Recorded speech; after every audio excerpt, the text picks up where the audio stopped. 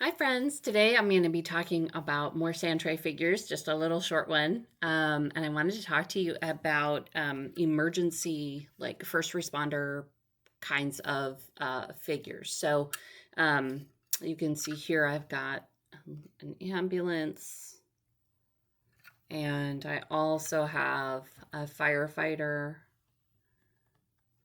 This particular firefighter is holding a baby. I have other firefighters that are doing more firefighting kind of activity, but I don't have them right here.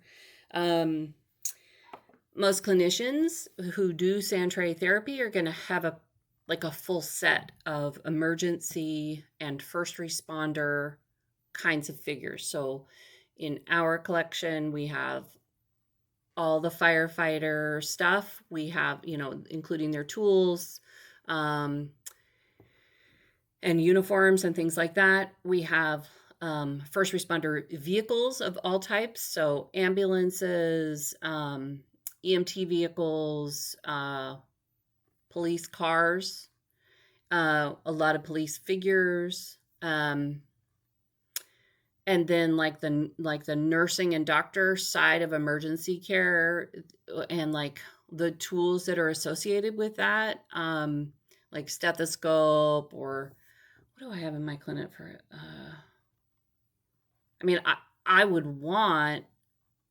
a clinician to have things that you don't have to have every single figure. You can't because that's a bajillions of figures, but enough that you could. So let's say somebody was processing something about a firefighter and they're like, well, I have this one firefighter, but like he's not fighting. They are not, I don't know the gender of this person. They are not fighting a fire in this particular thing. They have their oxygen masks, but I'm going to use this and I'm going to put it face down in the sand because they didn't survive or something like that, right? Like you can still use the figure. Um, People are able to make those adaptations. Like you don't have to have a perfect representation of every single thing. I mean, even if you don't have emergency figures, you could pick out a person and say, this is the firefighter. I mean, like our brains can do those things. It's just easier to remember what you were doing with it if it's a closer approximation. So, and then, okay, so first responder kinds of things come up a lot with, particularly children, and I would say children of first responders. It comes out in their play, um, in a really lovely way, which is that they are often quite fearful and proud of what their first responder parent is doing. I would also say, like, the military figures fit into that.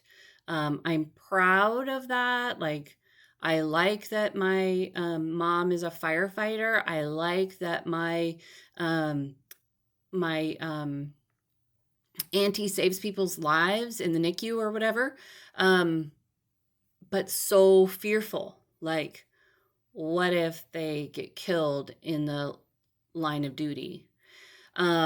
And so I really like the figures that represent first responders for children in the Sandtray.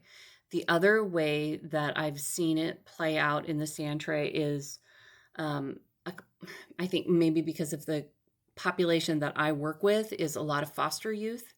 And foster youth have sometimes have had a lot of first responder intervention in their home. So they've had cops called, social worker people, just a lot of things that they have to process. And usually we're not caring for children in terms of how they're understanding, but the way that kids process difficult things is through play or through symbol.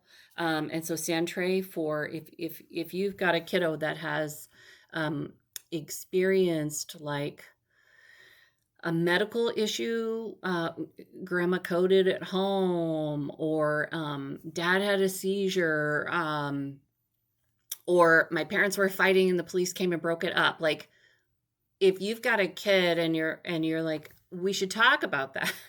And kids sometimes are reluctant to talk about it, partly because it's really hard to describe verbally what is going on inside the head of a kiddo who's gone through something like that. And so Sandtray work with first responder figures can really help them like place it and understand it, and then work with the tray, because it's a container, right? It's a rectangle or some other shape, but it's contained. Like, this is the place where I am processing this work. Plus, with kids, Sandtray just looks like play. Maybe you've given them a prompt, or maybe they have spontaneously introduced first responder figures into the Sandtray scene. Um, Whatever they're doing is what their brain wants them to do. Like, we have to trust that process, because what the trays look like over time is those same figures keep getting pulled off the shelf. They keep getting put into the tray. And the trays, as the how you know it is healing, that that trauma, how you know it's healing is because the tray becomes more organized. Or that's at least how I interpret that, things are getting better over time. So they may use the exact same figures in different ways over time, but they may remove different things or change different things, and then you'll start to see more agency come up. Kids are really natural in the Sandtray, but I've had adults be very natural as well, but they don't need like the exact figure as much as a kiddo might need. Like, I really need a firefighter. Okay, well, you can use this piece of fire and this person to get to a firefighter or something like that. Or they could even draw it on a piece of paper and stick that in the sand as well.